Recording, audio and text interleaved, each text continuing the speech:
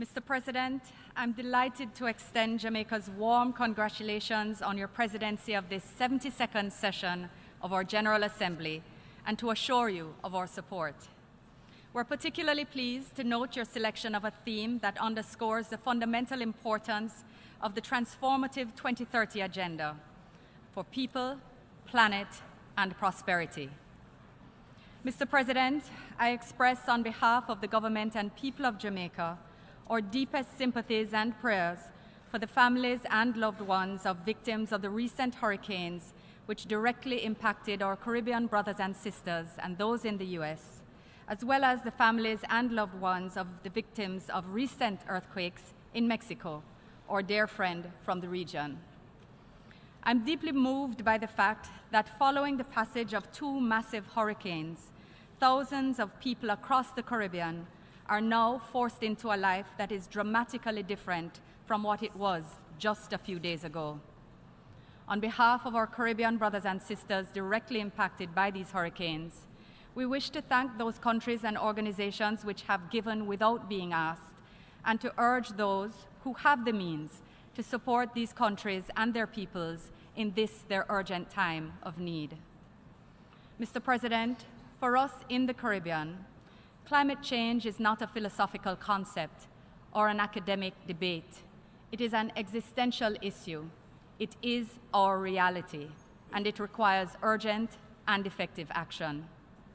We are ever mindful of our responsibility to strengthen our resilience and expedite efforts towards adaptation and mitigation. Yet our ability to do so is greatly impacted by the new catastrophic events that cause social dislocation and severe misalignment of our economies. The limited resources that we have are dwarfed by the huge sums required to meet recovery and reconstruction costs. How do small states like ours, many already facing adverse dynamics, mobilize the financing required to build climate-resilient infrastructure? To do so, it is imperative that we identify both grant funds and concessionary financing that can support investment in resilient infrastructure over the long term. If not, we will continue to be caught in an inescapable cycle of devastation, recovery, and reconstruction until the next disaster strikes. While it is essential to attend to the immediate humanitarian needs and reconstruction efforts, we must also urgently address our long-term sustainable development goals. I urge that in our collective efforts to implement the SDGs, we take account of the tremendous challenges faced by vulnerable countries, completely knocked off course by external shocks. In such circumstances, the review and follow-up mechanisms associated with the time-bound commitments of the agenda are rendered meaningless. We call, therefore, on the United Nations system to establish a mechanism to provide the requisite support and compensation to vulnerable countries affected by natural disasters, where their implementation of Agenda 2030 and progress towards achieving the SDGs have been derailed as a result of such external shocks. Mr. President, in recognition of our vulnerabilities as a small island developing state and the attendant complexities of our status as a middle-income country, Jamaica is collaborating with Chile on a new initiative, the Resilient 20.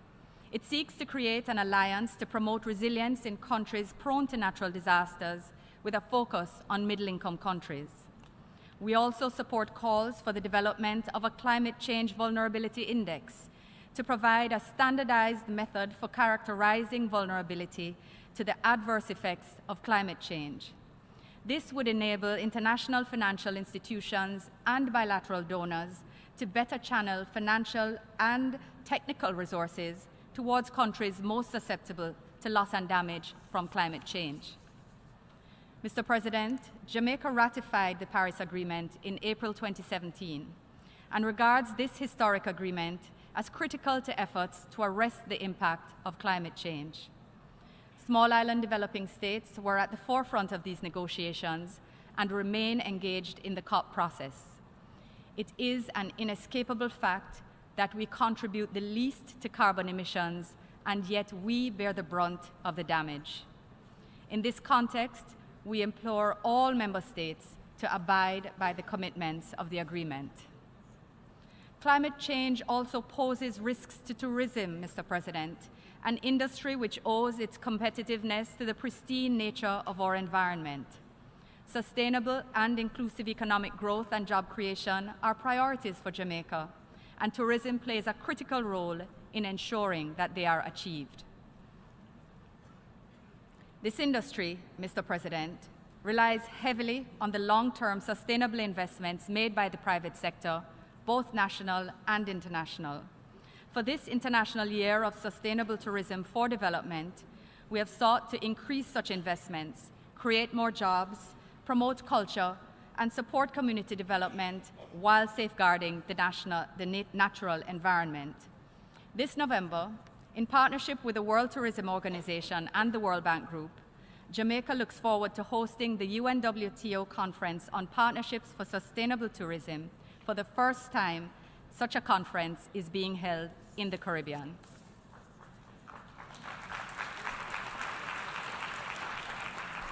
Mr. President, Jamaica is deeply concerned about the heightened menace to international peace and security, arising particularly from the threat of nuclear weapons. We have a long-standing commitment to the goal of achieving a nuclear weapons-free world and are a state party to the Treaty of Tlatelolco, which declared the Caribbean and Latin America as the first nuclear weapon-free zone in a densely populated area. At the universal level, therefore, we welcome the fact that we now have the first global treaty on the prohibition of nuclear weapons as a critical step towards addressing some of these concerns. It is our hope that it will enter into force in short order and will be duly observed universally.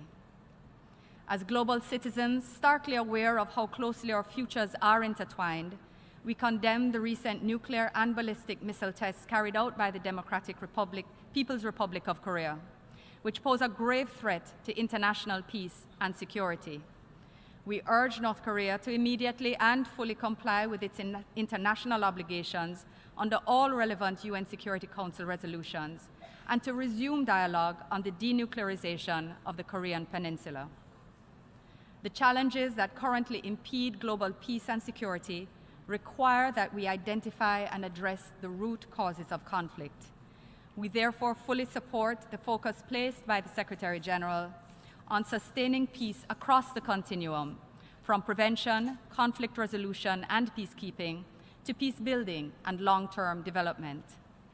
In Jamaica, we are working to provide our citizens with a safe and secure environment in which to live full and productive lives. Our strategy includes placing greater emphasis on safeguarding our porous borders through which illicit firearms enter.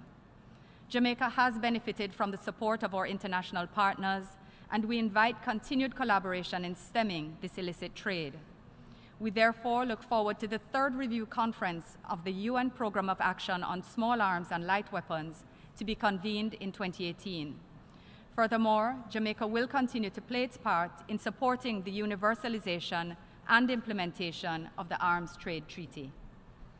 Mr. President, people and their well-being are at the heart of our commitment to the Sustainable Development Agenda. We remain focused on the most vulnerable of our citizens to ensure that those furthest behind will benefit first from the implementation of the 2030 Agenda. The alignment between the SDGs and our National Development Goals, Vision 2030, creates a framework within which we can identify and achieve our priorities, not least of which is to ensure the dignity of the individual. What has become increasingly evident, however, is that securing the resources for the implementation of these development objectives remains critical both at the national and international levels. In recognition of this fact, Jamaica has partnered with Canada to identify new and innovative means of financing development. Through the Group of Friends on Financing the SDGs, which our countries co-chair, we have been promoting the establishment of partnerships with the private sector, philanthropic organizations, and academic institutions. We're exploring innovative financial mechanisms that can spur investments needed to accelerate implementation of the SDGs. Issues related to global economic governance, debt sustainability, and SDG financing take on even more significance for highly indebted middle-income countries like Jamaica, which have large public investment needs but limited fiscal space. Or reduced access to concessionary finance and official development assistance is a direct consequence of our middle-income designation. We contend that the use of GDP per capita as the sole criteria to graduate countries such as ours from concessionary finance represents an inadequate and inaccurate measure of a country's true development status. Accordingly, middle-income countries face the risk of having their hard-won socioeconomic gains reversed as a result of loss of well-needed financial support, and precisely at the time they need to consolidate and build on the gains they have made. We therefore commend and thank those, including the Economic Commission for Latin America and the Caribbean and the Commonwealth Secretariat, who advocate for the application of a broader set of indicators that take account of the structural gaps in our countries. From a global perspective, it is important that the international economic and financial architecture is aligned with Agenda 2030 and takes account of this very important distinction. Jamaica therefore urges that policymakers embed the SDGs into their design of the international regulatory frameworks. Mr. President, Jamaica looks forward to the convening later this year of the 11th WTO Ministerial Conference in Buenos Aires, which brings with it the potential for advancing the Doha Development Agenda. As a small island developing state with an open economy, highly reliant on foreign trade, we are dependent on a vibrant and dynamic global trading environment. We must secure improved market opportunities beyond our shores. We cannot, however, participate in the international economic and trading system without correspondent banking relations. Several international banks have withdrawn correspondent banking services from many small countries, including in the Caribbean. This in an effort to de-risk their client portfolios in response to stringent regulatory penalties for compliance breaches. However, what is viewed by international banks as a simple balance sheet issue has caused unintended negative spillover effects for countries in the Caribbean with serious political and economic consequences. We call for urgent international attention to be given to this deepening crisis. Mr. President, I now turn to the issue of non-communicable diseases, which exact a high socioeconomic and developmental cost on all countries, but disproportionately so in small island developing states. Jamaica agrees that an effective response to this global pandemic is best addressed through multi-stakeholder partnerships in a comprehensive whole-of-government response. We are firmly on this path. Jamaica is addressing NCDs by promoting healthy lifestyles from birth, increasing awareness of NCDs, and encouraging physical activity across the country. We're also strengthening our policy and regulatory frameworks to address obesity at childhood and adulthood and other risk factors. Such efforts should be complemented by action taken at the global level, and we therefore look forward to the 2018 high-level meeting on NCDs and reiterate the call for greater access by developing countries to the findings of modern research and technology. Mr. President, Jamaica is committed to the empowerment of women and girls and our young people. We've revitalized our National Youth Parliament and created a National Youth Advisory Council to ensure that young people have a voice at policymaking levels in our country. We're strengthening our legislative and policy frameworks to address violence against women and girls and to foster economic opportunities. We will also protect our children from abuse by maintaining vigilance with respect to new and emerging threats such as cyberbullying and sexual exploitation online. Earlier this year, Jamaica became a party to the Hague Convention on the Civil Aspects of International Child Abduction and enacted legislation for its implementation. As we strengthen our national institutional framework to address trafficking in children, we also look forward to participating in next week's high-level meeting of the General Assembly on the appraisal of the Global Plan of Action to combat trafficking in persons. Mr. President, the movement of persons across borders is a natural phenomenon. Migrants are an asset to both their countries of destination and their countries of origin. Jamaica highly values the contribution that our diaspora makes to national development and to the development of their host countries. We are actively working on strategies to deepen our engagement.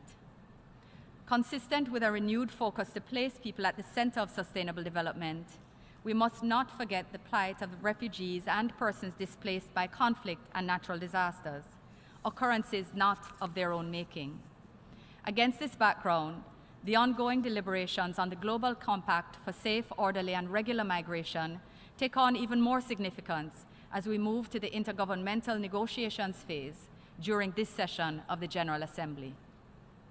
Mr. President, Jamaica's adherence to the principles of the United Nations is rooted in a belief in multilateralism and the benefits we derive from collaboration and cooperation. The most intractable disputes require us to engage collectively in the search for lasting and meaningful solutions. In this regard, we reiterate our call for an end to the economic, commercial, and financial embargo against Cuba.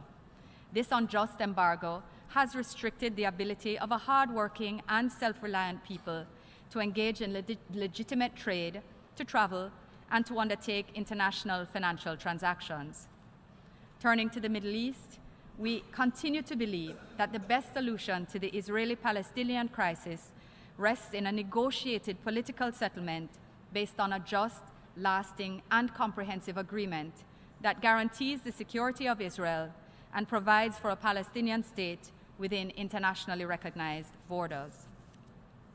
With respect to the situation concerning Western Sahara, we recall the Security Council's appeal to all parties to show realism and a spirit of compromise to move negotiations forward.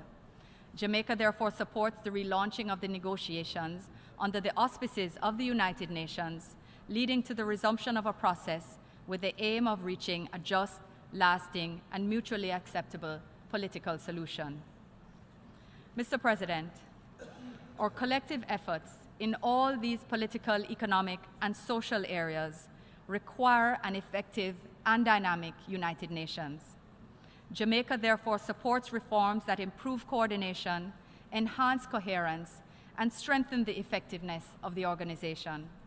Reform measures must ensure that the UN remains connected to the people it seeks to serve and must be informed by the realities on the ground in program countries. They should advance all three key pillars of the work of the UN: peace and security, development, and the promotion of human rights. A renewed and revitalized United Nations reform effort will allow us to reap the full benefits of multilateralism. Mr. President, I conclude by reaffirming Jamaica's unfailing belief in our ability as a community of nations whose destiny and prosperity are intertwined, to make a difference in the lives of every human being. I therefore encourage all of us to be bold and unrelenting in our quest to make this world a better place, leaving no one behind.